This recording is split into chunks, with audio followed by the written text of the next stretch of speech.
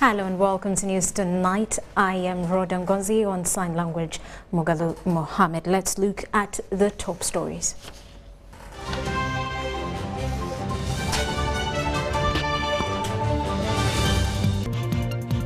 Museveni endorses Colonel Tom Butime as chairman NRM Historical Elders Forum.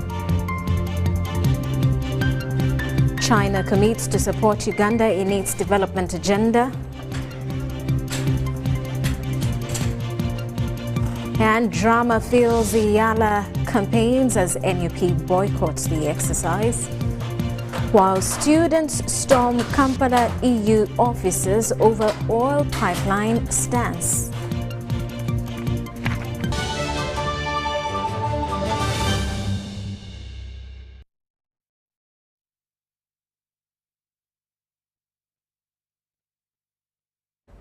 Hello, once again, let's dig into it. President Yoweri Museveni has endorsed Colonel Tom Butime as Chairman Historical Leaders Forum, replacing Honorable Ali Chirunda Chivejinja, who passed on 19th December 2020. Now, this follows an executive committee meeting of the historicals that sat on 27th April 2022 at the office of the President, which resolved that Colonel Butime, the Vice Chairperson, Western Region, represents the Historical Leaders Forum in the Central Executive Committee, SEC, of the National Resistance Movement. Now, Colonel Butime is also the Cabinet Minister for Tourism, Wildlife and Antiquities. The Historical Leaders Forum is a certified organ of the NRM, just like the Youth League, Women's League and Entrepreneurs League. It is represented in the party's top decision-making bodies such as the SEC and the National Executive Committee, NEC. The NRM Historical Leaders Forum includes all leaders of the Front for the National Salvation for NASA and the National Resistance Council as of 27th January 1986. Leaders of the external wing of NRM as of 27th January 1986. Leaders of the Luero Triangle Civilian Veterans Association, leaders of Uganda National Rescue Front, and leaders of UFM, leaders of Fidemo, leaders of Kikosi Malum, and leaders of SEV movement, I beg your pardon, that is SEV Uganda movement, as well as leaders of UNLF, EDI, who still support the NRM.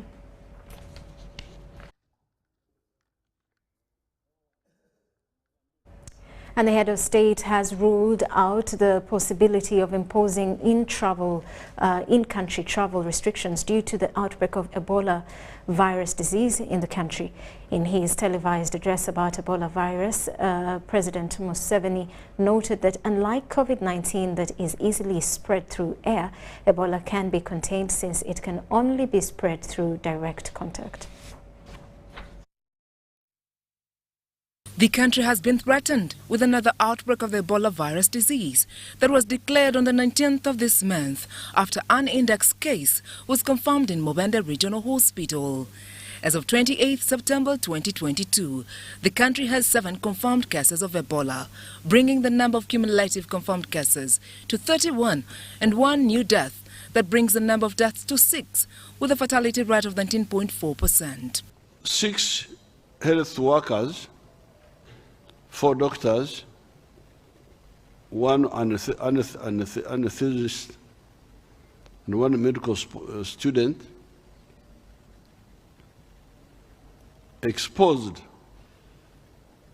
to the index case. What is the index case? The first one. Oh. Between 15th and 18th, have tested positive to Ebola and are being managed at Mbende and Fort Portal referral hospitals. They are being treated. That's what, you know, when I read the document of the Minister of Health, I must keep localizing their word. Management as if they are managing a bank.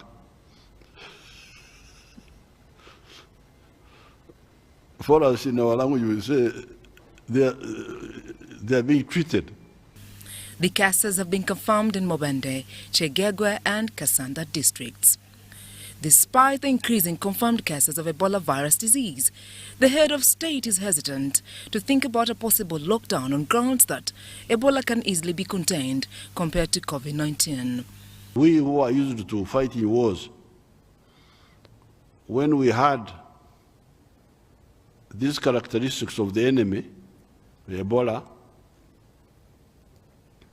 we decided that this time we shall fight differently. It's not necessary to have lockdowns, to close schools, to stop you from going to churches, to the markets, traveling. Now, there's also another characteristic which shapes our strategy. Because number one, I've told you, it doesn't go by air. It doesn't go through breathing. Number two, so it only infects by contact. But number two, even with contact, it cannot go through every part of the body. It goes only through a few areas of the body. The eyes, the mouth, the nose, the soft parts. Otherwise, here on the skin, it can stay there. And if I don't transfer it by touching and touching myself, it will stay there until it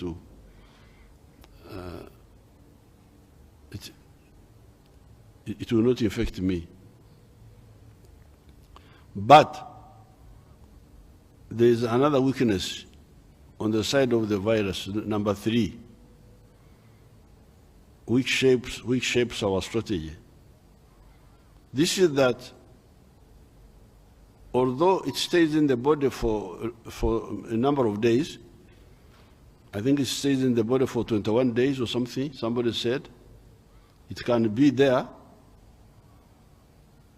but not showing itself. But apparently, before the virus starts showing signs, it is not infective. It only becomes infective once you start showing signs like temperature, vomiting, and all that. Mobende district remains the epicenter of the Ebola outbreak, with Madundu sub-county accounting for 11 cases and 5 deaths. Mobende municipality 5 cases, with Kampala, Wakiso and Chegegwe underlined as high-risk districts given the high volume of movement. The president, however, issued some preventive guidelines that include regular hand washing with soap, avoiding getting in contact with infected people and fluids and organs of infected animals, and avoiding touching soft parts of the body such as eyes, ears and the mouth. It is an aggressive disease. However, the good news is that it is not as infectious as corona, the one we have been fighting with. The big problem with corona is that it goes through breathing, airborne. It is airborne. When I sit with you, near you, and you near me, through breathing, you can infect me, or I can infect you. But that's not and that's where corona was dangerous. Because you sit in the car, in a taxi, and you get it through breathing. you sit in a nightclub, you get it. In the church, you get it. In the school, because it is going through air. Now, the good thing with Ebola is that it does not go through the air, through breathing. It goes through contact. Contact. My body to be in touch with yours, and the fluids from you or me to reach you. The president also challenged scientists to come up with a vaccine for Ebola Sudan strain that the country has currently. Sandra Kaunde, Adia Nakuti, UBC News.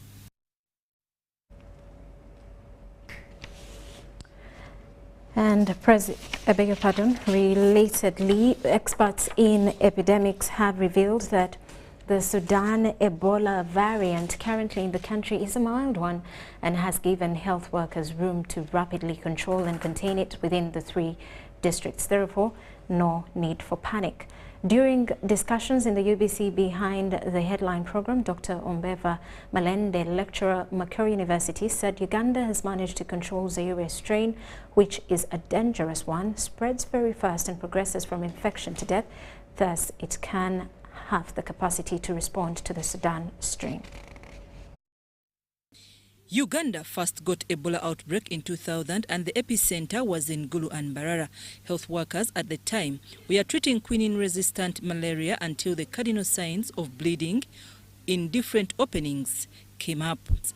This was the Zaire strain, which saw 224 people die out of the 425 cases in Gulu district.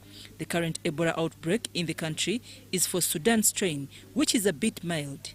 The epidemic, according to experts, is taking a linear path with cases in direction of Chegego. I would be more worried than if it now starts, we pick another case in Rakai, in Mukono, off that grid. It shows that people are now penetrating into the community, and that makes contact tracing very hard. Quite hard. Whoever we are looking for is taking that linear path, either jumping into a taxi, either walking, and that means it has not yet disseminated off very far from the epicenter. The Director General, Health Services, Minister of Health, Dr. Henry Mwebesa, said they had started to align the current epidemic to DRC or even Sudan, but the first Ebola case was for a local person who had no history of traveling to Sudan, emphasizing that Uganda has its own pathogens. But what I'm saying is that the problem started within. So most likely these people got into contact with monkeys, with bats, with all those animals that harbor the viruses. So, and most likely in the caves, in mining areas, that's where the problem is. An expert from Macquarie University, Dr. Ombeva Malende, said this particular outbreak of Ebola is for a Sudan strain, which is a bit milder, unlike the previous Zaire strain, which has a case fatality of 90%. However, the issue of vaccination and treatment of Sudan strain remain questionable since the available vaccines and medicines developed are against the Zaire Ebola variant. So the Sudan strain is a bit milder, which is something to, maybe I should say, is that we are fortunate in the sense that our capacity can be able to contain that. So the ones who have died are the ones who, like Dr. Mwebesa said, they're those ones who maybe were found towards, as they neared death. They're the ones that raised the alarms. Yeah, and then led us to be able to test. The Johnson & Johnson vaccine, there is a small, how do I call it? The glycoproteins. There's a small component in it that is supposed to actually cover Sudan and Thai forest and Wodujo. Includes to be tested in a research environment. The research environment has been done on the Zaire strain. It has not been tested on the Sudan strain. You need to challenge is usually this. To test these vaccines, you actually need an outbreak. You will not test the vaccine if you don't have the problem going on. About vaccination, It is not like the COVID vaccination, that everybody will be vaccinated. The vaccination is only the people who are in immediate risk or contact. Okay. The frontline workers, who could be security, who could be health workers, and those contacts who were contacts to the people who got infected. And then contacts of contacts. We'll call it ring vaccination. High contraction of Ebola by health workers in Mubende has been attributed to reluctancy by health workers to utilize PPEs. Ministry of Health reveals that they have adequate stock of masks, overalls, and disinfectants. Creating awareness amongst our health workers to ensure that they utilize these PPEs, because many times when you go to facilities in Mubende, I could not believe that even as much as there were Ebola patients in that hospital, some health workers in the outpatient department were actually not using the PPEs that are being provided. During Behind the Headline program, officials of Ministry of Health were advised to consistently prepare and start mapping areas which have people who eat bats and build capacity of the communities. They were also challenged to up their game in communication during such outbreaks to prevent misinformation. Manpower in terms of the knowledge, in terms of how we can manage. I think we have that. Okay. Based on the experiences. I think the ministry needs to consistently keep on. We don't need to relax. There are people who eat rats in some parts of the country. There are people who eat monkey. There are people who... So if we are getting from this, from bats and all that, what about tomorrow if we have an outbreak in Amuru? Yeah. Okay. So we should start mapping these areas, preparing and building the capacity of the community, but also the health workers in those areas. Okay. All really is to the health personnel to take leadership on communicating and sensitizing people. Association, Uganda Medical Association, saying if there are no PPEs, they are calling on the doctors to withhold their services. That is another dangerous virtue that you need to cross. That is a dangerous gap. My namesake here said they have enough PPEs. Already the medical personnel are infected, and the medical association is saying withhold services until you get PPEs. So which is which? And if you have PPEs, how come the medical association doesn't know? A multi-sectoral approach, especially on issues of communication and sensitization, with support from non-government organizations, has been emphasized in managing epidemics. I'm Nafka Farida in Kampala.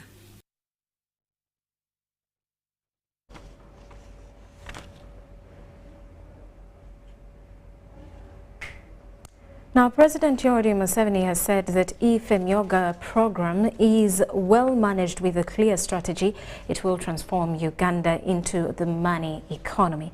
While meeting Myoga regional coordinators at State House in Entebbe, the head of state urged Myoga beneficiaries to specialize and concentrate on their products so that they join the business of import substitution and export promotion in addition to borrowing and paying off debts.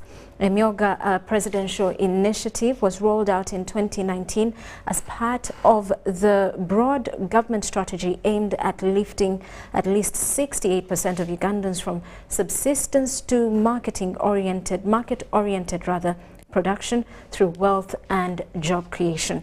It is intended to support 18 categories, among which market vendors, welders, taxi drivers, carpenters, border riders, women, performing artists and restaurant owners who come together through savings and credit cooperative societies. Now, the president said SACCOs should not only borrow and pay off debts, but also develop products that the groups are engaged in such that government can market them internally and externally. The Minister of State, Microfinance and Small Enterprises, Haruna Kasolo, said although the program is intended to fight poverty, which cannot be fought in a day, the team of coordinators deployed countrywide is engaged in continuous preaching to achieve the desired objective. He said the program has been embraced countrywide. Now, the minister informed the president that they intend to launch the program in November this year at Kololo Independence Grounds, where beneficiaries across the country will exhibit their products. According to the minister, each parish SACCO receives a revolving seed capital of 30 million shillings as a startup, and many have grown this fund to a tune of 300 to 400 million shillings. He added that the proposal is to elevate and upgrade the Microfinance Support Center into a People's Microfinance Development Bank, which where each Myoga, that is a SACCO group, will be a shareholder. The executive director for Microfinance Support Center, MFSC, Peter Mujuni, said the most exciting experience about Myoga is that it has stimulated the saving culture among the poor.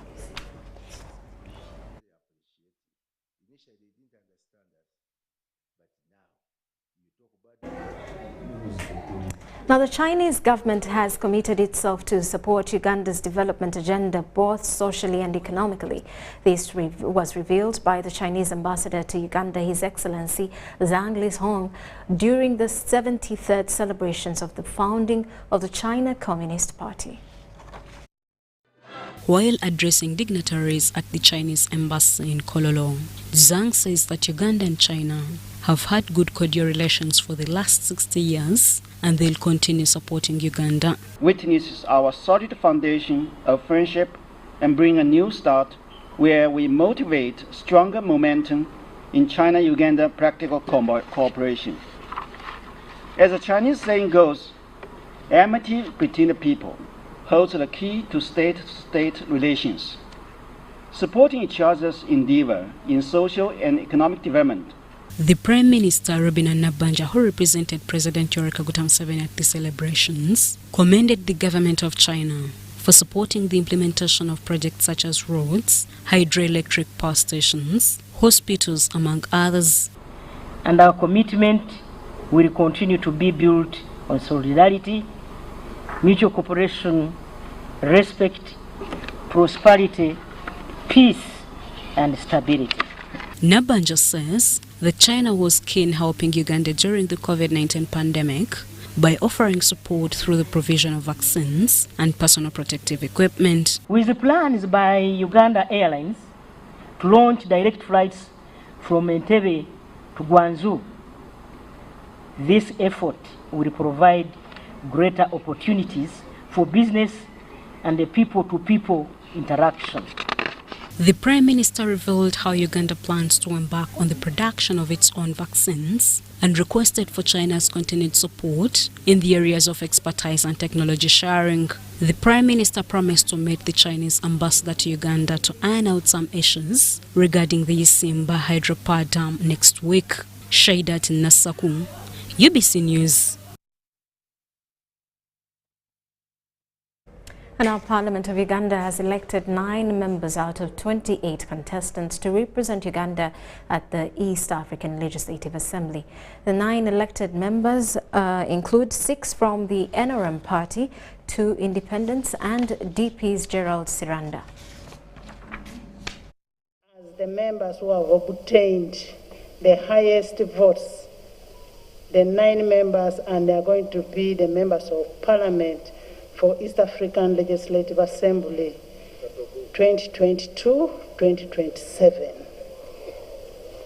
Number 1 is Rose Akol Okulu.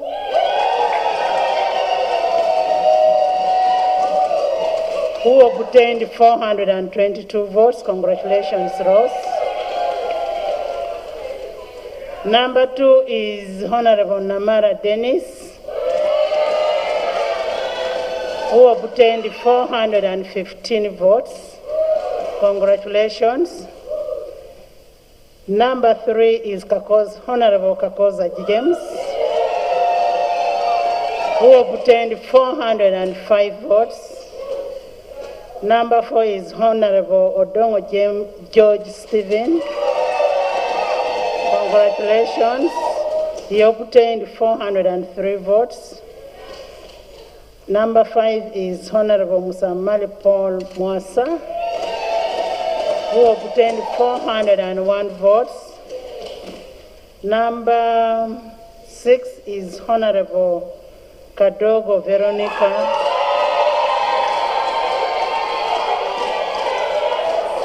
who obtained 383 votes.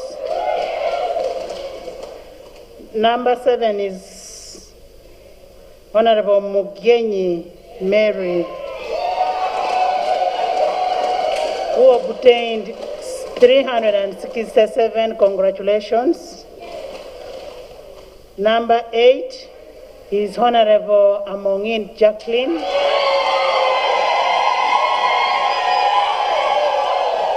who obtained 338 votes. Congratulations. Number 9 is Honorable Seranda Gerald Black,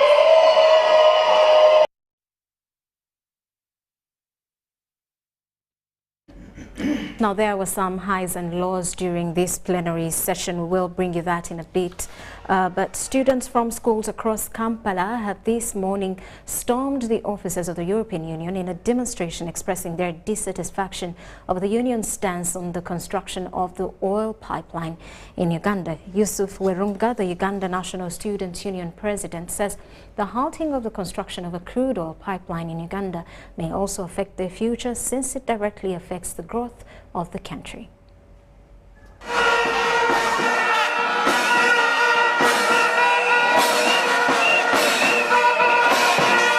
Previously, the European Union Parliament came out strongly against the construction of an oil pipeline from Uganda to Tanzania on grounds of human rights abuse and environmental degradation. This stance did not go down well with a section of Ugandans, including the head of state. From a surprisingly unexpected age group, students across Kampala have this morning stormed the offices of the European Union in a unique display of solidarity to demonstrate their dissatisfaction over the radical stance of the European Union on Uganda's oil pipeline construction.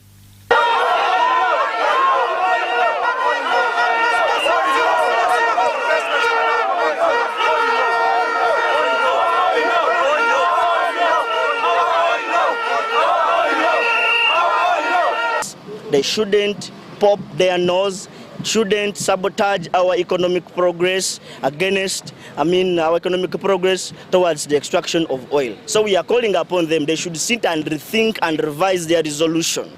To support our same pipeline in Norway, this is a clear indication that they're just sabotaging the development of this country and the development of Africa. So it is our role. UNSA has a mission that to prepare patriotic citizens for national development. So today we come here to let the country understand, the European Union to understand, that this is our patriotic role to raise up and defend our country.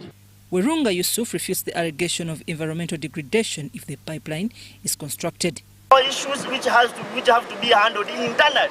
Once we have failed, we shall think as a country, as a continent, that we have failed. Let's think of other country in such a mid, because students, we are at school to look for jobs.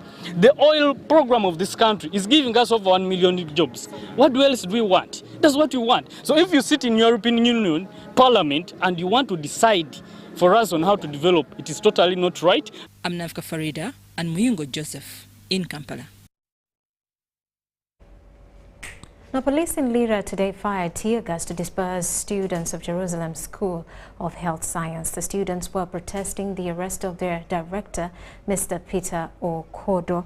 Home State House Anti-Corruption Unit and police were yet to arrest, together with 2 other government officials alleged to have participated in the fraudulent sale of public land in Lira City. Arrested were Joseph Ochen Alwongo, the District Senior Land Management Officer, Basil Opio Eram, the Chairperson Area Land Committee or Juina Division, and Alex Opio, a Jerusalem staff who presented himself to the unit as the director of the school. Now, the North Choga police spokesperson, Patrick Jimmy Okema, confirmed the arrest and said the trio were transferred to Kampala to be charged at the Anti-Corruption Court for issuing fake land titles.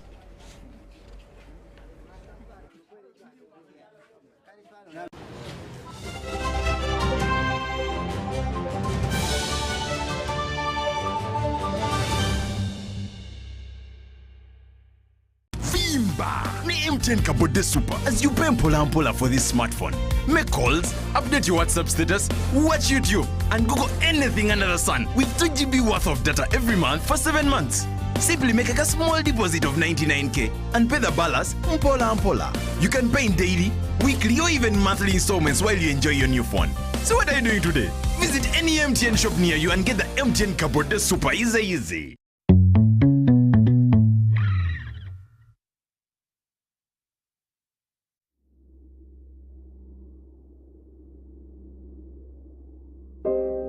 I remember the lockdown, when the streets were empty and our lives disrupted, when businesses closed and our livelihoods hung in the balance. Hospitals were full. We lost loved ones, jobs, and hope. Our children couldn't study anymore.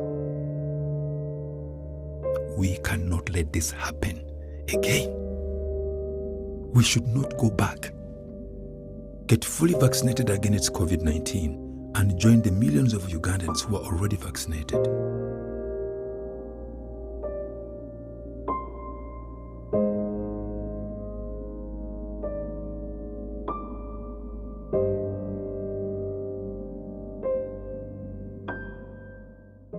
Do you need data collection services, data analysis and reporting, monitoring and evaluation systems? Then contact Mold Technologies, a professional research firm that has provided many organizations with timely research solutions for over 15 years. For more information, visit www.mt.co.ug or call us on 0704 913 399 or 0782 602 963. Visit our office in Kampala at Sayuni Complex in Tinda. Mood Technologies, your professional research firm. At Timex Nutrition Center, we advise you on the right foods to eat, exercise profile to adopt, and lifestyle strategies which are compatible to your blood group and genotype. This empowers your body to prevent and treat many diseases like diabetes, blood pressure, arthritis, ulcers, obesity, and many others. For more information, find us at our head office in Kampala on Nassa Road, Conrad Plaza, 2nd floor, or call 0758 819 952 or 0778 288 361. We also have other branches in Bara and Jinja. Yo!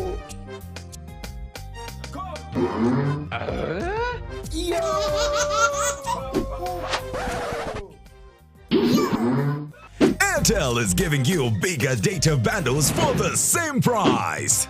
Dial star 175# to choose from our range of bigger Chillax bundles that don't expire and stay connected longer to loved ones.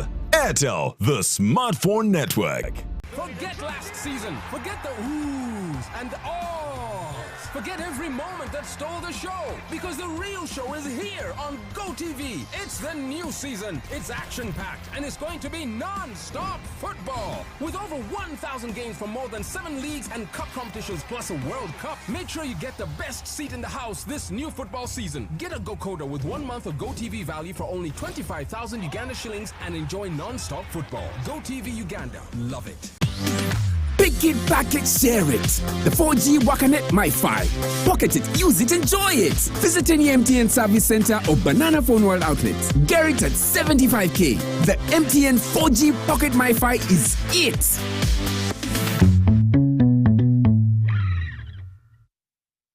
Effects of climate change are glaring. We have floods, landslides, drought, food insecurity. His Excellency the President has been very passionate about this, and he has explained the effect of destroying our natural resources, especially the wetlands, and cutting the forests. As Cabinet, as government, we have approved a 10 years restoration program. We are going to provide alternative sources of livelihood, and the call is that people should leave the wetlands. And we have started from today evicting people from Lubiji wetlands, and we are going to roll out of the whole country. Our prayer is that those who have not yet been reached, please live peacefully. We are going to provide alternative source of livelihood as a government. Those who are still engaged in manufacturing and selling the plastic, especially the illegal non-buveras, we are going to close onto them. They are also a menace to our country. We look forward very soon having sodas back in the breakable bottles rather than the plastics which are being thrown all over to litter. I want to call upon Ugandans, let's conserve and let's use sustainably our natural resources. I thank you. This message is brought to you by the Ministry of Water and Environment, Ministry of Agriculture, Animal Industry and Fisheries, Uganda National Meteorological Authority, with support from Government of Uganda, Green Climate Fund, and the United Nations Development Programme.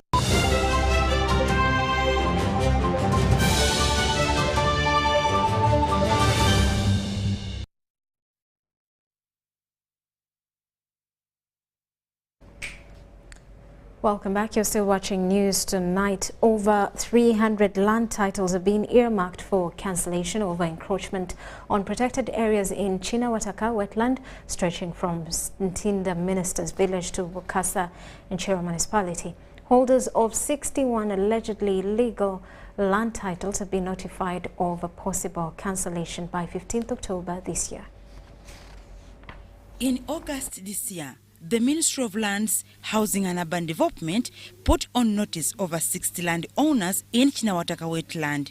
And we particularly zeroed on those titles which were issued after 1995 Constitution, which was clearly stipulating what amounts to protected resources where these wetlands actually fall. As a follow-up, all those whose property was listed were on Thursday invited for a roundtable engagement in the spirit of a fair hearing. Many of your houses were actually swallowed up. In the Munyonyo, in the Entebbe, in the other areas. I was told that my plot is on the edge of the wetland. Therefore, part of it is in the wetland and part of it is not. But that place, even the one they are saying is in the wetland. I think it last Friday, during Noah's flood. According to statistics provided by the Ministry of Water and Environment, out of the 11 square kilometers, about 4.5 square kilometers have been encroached on. We have plantation forests, subsistence agriculture in the whole wetland, solid waste disposal, people are dumping it and everything, poor and unplanned settlements when you go to Kasukoso. Unfortunately, this narrowly turned into a verbal battlefield, with title owners accusing the Ministry of Lands officials of being biased. How come the Wetland Atlas is indicating different information? This is a public document. Yeah? The advert was 1990. 1990-91 by KCC. And I applied and I was offered a plot. Duly surveyed, I didn't employ any surveyor to demarcate my plot. It was already done by KCC before they advertised. So my first title is in 1991.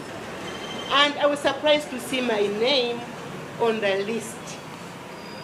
And the whole street, Chori Crescent, the whole street, tarmac, maintained by KCC, fully devolved.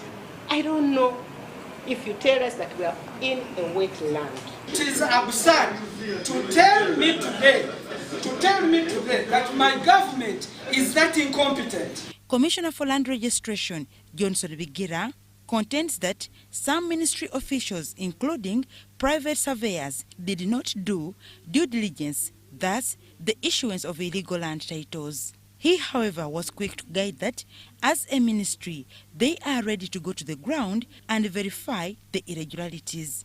I have some petitions where KCCA gazetted some areas and made application, mainly those ones with miscellaneous plots, M-something. The planning was done before people applied. Are you getting? But there are others who have been dumping, who, even now, if I get Sekito's file or title, we tell him to go on ground. Himself cannot access his land because it's deep where? Inside.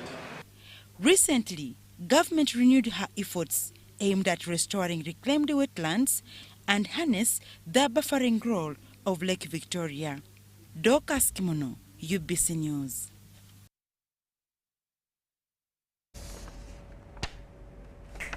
And government is set to establish a $70 million one-of-a-kind heart institute together with regional heart centers to ease diagnosis of cardiovascular diseases across the country. This was revealed by the Minister of Health, Dr. Jennifer Cheng, who was represented by the Commissioner Child and Reproductive Health, Dr. Jessica Nsungwa Sabiti, during the commemoration of the World Heart Day. At least 1 in every 4 adults has high blood pressure, which is a precursor to cardiovascular diseases. According to statistics, more than 18.6 people die prematurely every year due to heart diseases. It is based on this background that the World Heart Federation set up the World Heart Day to raise awareness about the rising concerns of heart health. A prerogative of the World Heart Federation, and it is celebrated every year, the last weekend of September. And it's a day we take to give special emphasis on how to care for our hearts. As you are aware, the burden of cardiovascular disease is high, very high world over, and is continuing to increase. Worldwide, more than 18.6 million people die prematurely from this condition. As the burden of non-communicable diseases increase across the country, government has come up with measures to see that diagnosis of heart health is extended to most areas of the country.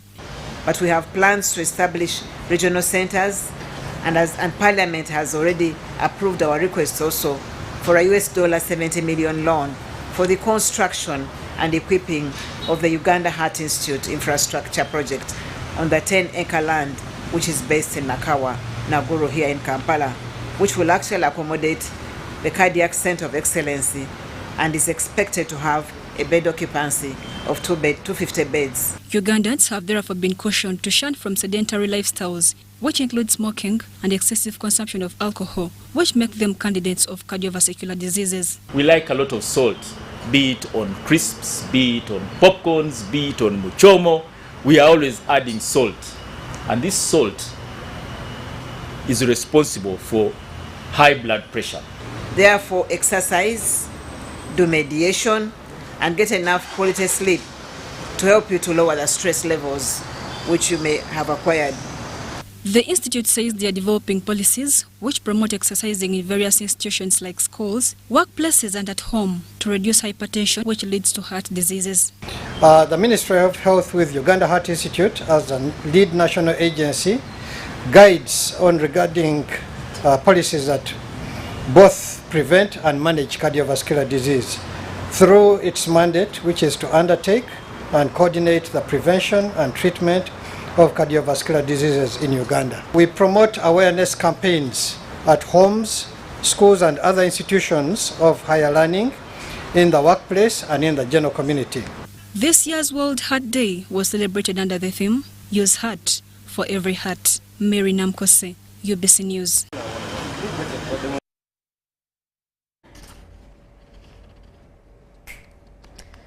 Government has agreed to buy the coffee and tea seedlings from nursery bed operators after a long battle with stakeholders. Minister of State for Agriculture Fred Bueno says government will spend 93 billion shillings to buy the seedlings. However, he noted the money will be realized in the next financial year.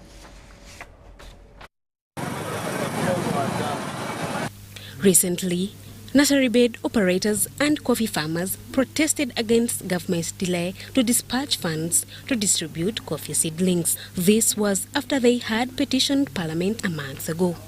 Government committed to buy the coffee and tea seedlings that will be distributed in the 126 and 16 districts respectively.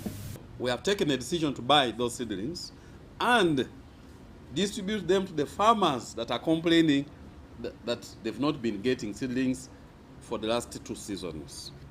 The project will cost 93 billion shillings. However, government is to avail the money in the next financial budgets.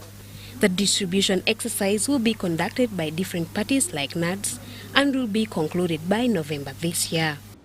We are going to pay in the budget for the financial year 2023-2024 and 2024-2025.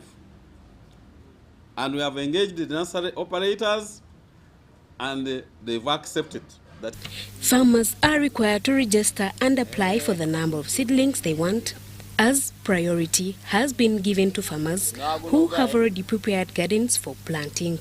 We will only supply and support those farmers who are ready. You have dug your holes, your garden is ready. Marian Wamcha, UBC News. And the State Minister of Works, Honorable Musa Echweru, in company of UNRWA officials, has visited West Nile region inspecting the quality of major roads infrastructure. Now, the roads Karuma Pakwach, Nebi Goli, Zombo to Vura, and he has visited also, I beg your pardon, that's Zombo to Vura, that he has visited, also connect Uganda to South Sudan and the Democratic Republic of Congo, and are deemed key in boosting regional trade and security in the northwestern region of Uganda. The second release is coming next week. The president and government do not want to see Jukia Goli Road impassable. This visit sees Honorable Musa Echweru addressing a presidential directive to see all the major West Nile road infrastructure prioritized for upgrade to facilitate economic growth for tourism, security and regional trade. I am happy to find that in Pakwach, they are putting culverts very, very fast, and they have assured me by the end of this week, even if it rains again like it is likely to rain heavily, it will not affect the movement of people like it did. These are temporal relief culverts, awaiting now the box culverts that will be put there by the contractor and the UPDF who have been given to do Olwio Pakwach Road. These roads include Olwio Pakwach Road, Pakwach Para Road, Pakwach Nebi Road, Nebi Goli Road and Goli Paida Vura Road. Olwio Pakwach Road, which is 62.5 kilometers, is the gateway of West Nile region, connecting Uganda to the Democratic Republic of Congo and South Sudan through Karuma. However, being key to regional trade, it has outlived its design life, requiring reconstruction worth 177.4 billion shillings.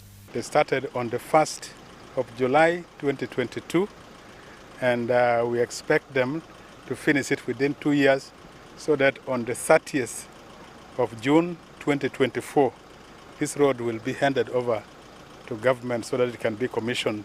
The scope of the work entails enlarging the road from its current 9 meters to 10 meters, while catering for some areas in the towns that join into it.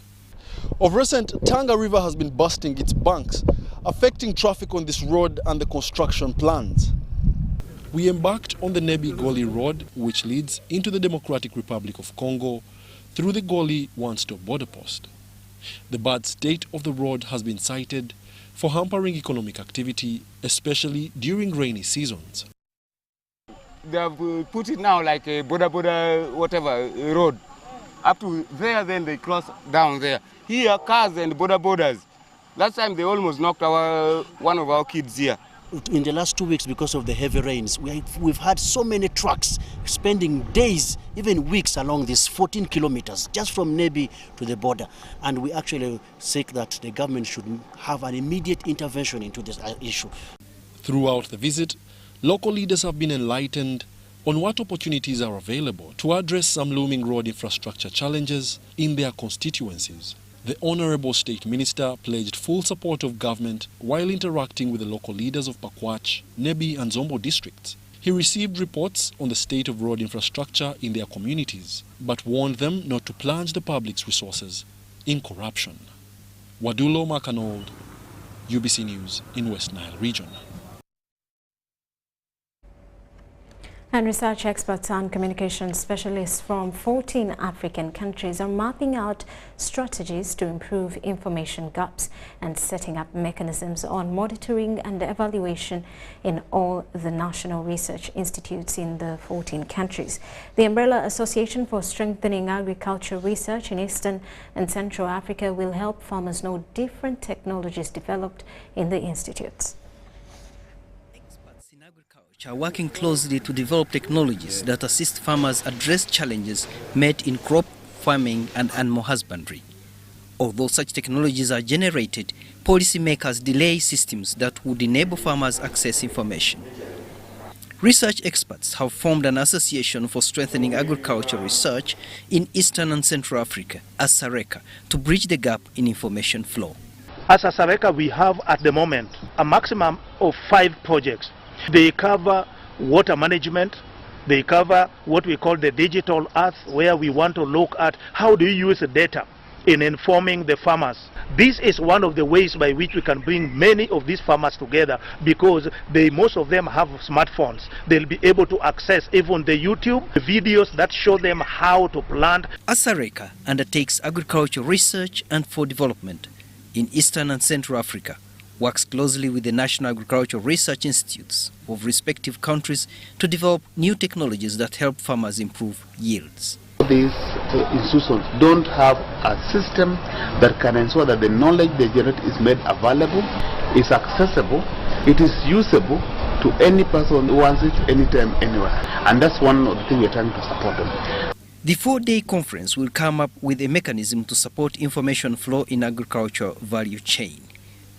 Although NARO in Uganda has been generating new technologies, information flow has been a challenge. The structure of NARO, we have about 15 institutes located in the various parts of the country. And on a daily basis, people are generating technologies. So there's a lot of knowledge that is within the institute. So synchronizing this kind of knowledge sets and sharing with a regional body like ASARECA benefits the entire region. Burundi, Central African Republic, the DRC, Eritrea, Ethiopia, Kenya, South Sudan, Tanzania, the Sudan, Rwanda, Madagascar and Uganda are attending the conference. Abiona Francisco, UBC News. And with that, we take a quick break. When we return, business news. This is News Tonight.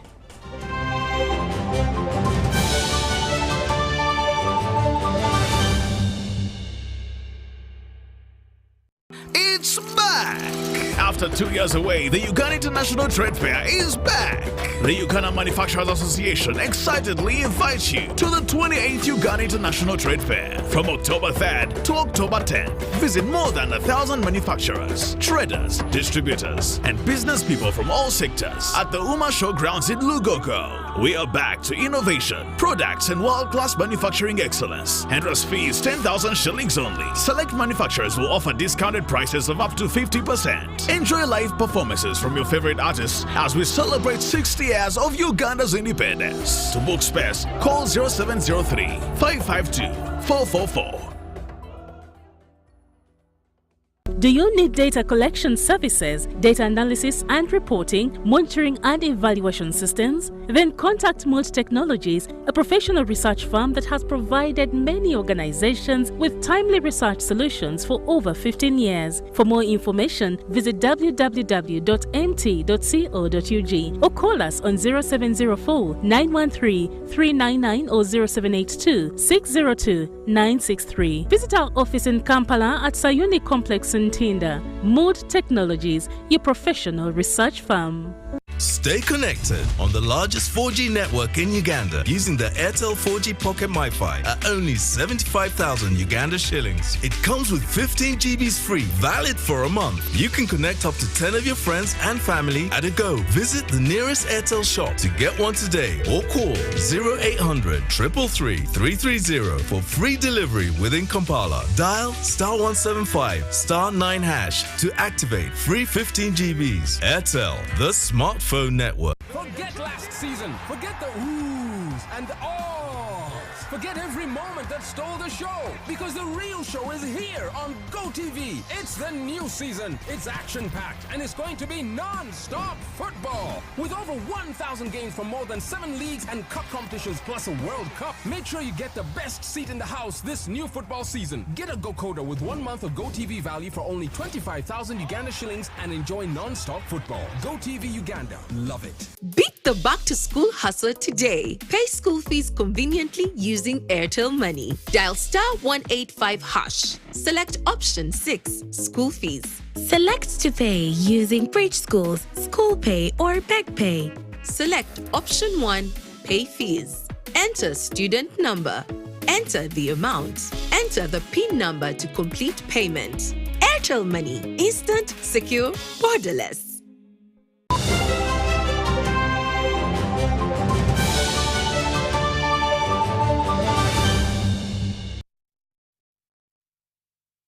Welcome back. You are still watching News Tonight. In business news, it is pertinent that investors are assured of custodial services by financial institutions that hold securities for safekeeping. Now, custody business provides a range of securities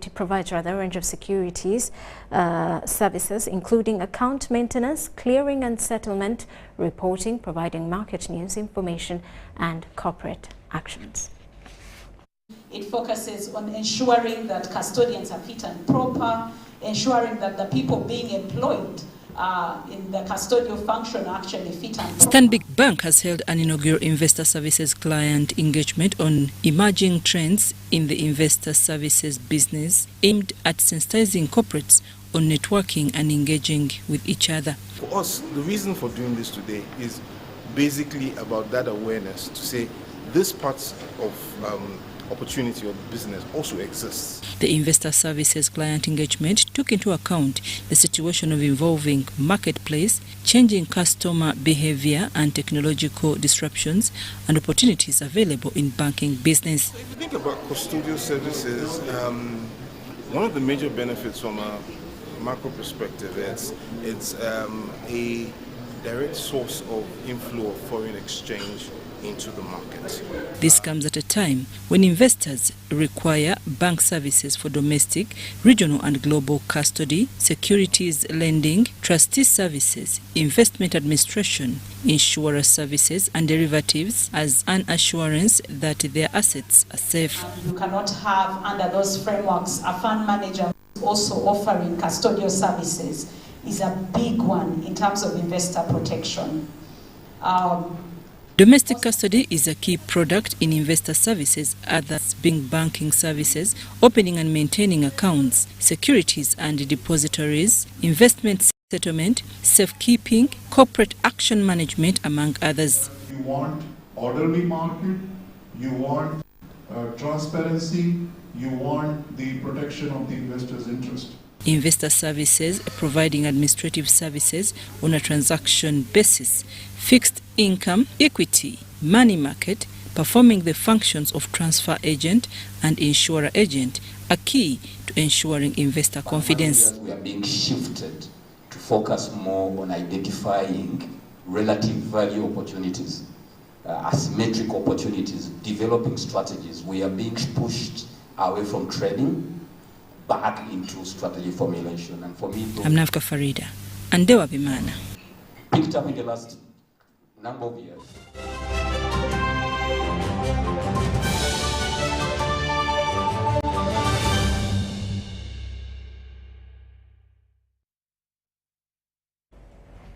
And now in sports, two of Uganda's most renowned football clubs, Express FC and Sports Club Villa, have started an initiative aimed at reducing crowd trouble and making the sport of football more appealing. The initiative was rolled out at Hiran Restaurant in Kaboa. With the 2022-2023 Uganda Premier League football season scheduled to start this weekend, Sports Club Villa and Express FC have initiated a program that aims at curbing hooliganism on match days. The program comes at a time when two of Uganda's most recognized clubs are to share Wankulukuku Stadium as their home ground. We can be rivals, but not enemies. This meeting is very important because it is a yoke which is going to make sure that no future fights on our stadiums. The two clubs initiated a 6-member committee that will work directly with fans to ensure this initiative is achieved. From Express, Frederick Chimuli, Abbas Nkata and Bob Kalema are on the committee, while SC Villa has Sirajile Murungi, Sam Katalamwa and Hussein Kasule. Today we have started new blood collaboration with the Express, where we are going to fight hooliganism, those who are throwing stones, those who are chased away our funds. I know at Villa we have allowed every child below the age of 18 to attend the match. We don't want them to come and find obscene words. We as fans, we really don't support hooliganism in playgrounds. That means we should accept to stop hooliganism. Let us stand with one voice. Villa fans, Express fans, no hooliganism in the stadiums. The Uganda Premier League kicks off this weekend with Express FC travelling to play UPDF in Bombo on Saturday, while SC Villa will host Gaddafi on Sunday at Wankulukuku. Grace Joyce Kemgisa, UBC News. Well, that does it for News Tonight for now. We do return at 10 o'clock. Mohammed Mugalu on sign language. I am Rhoda Ngonzi. Do keep around.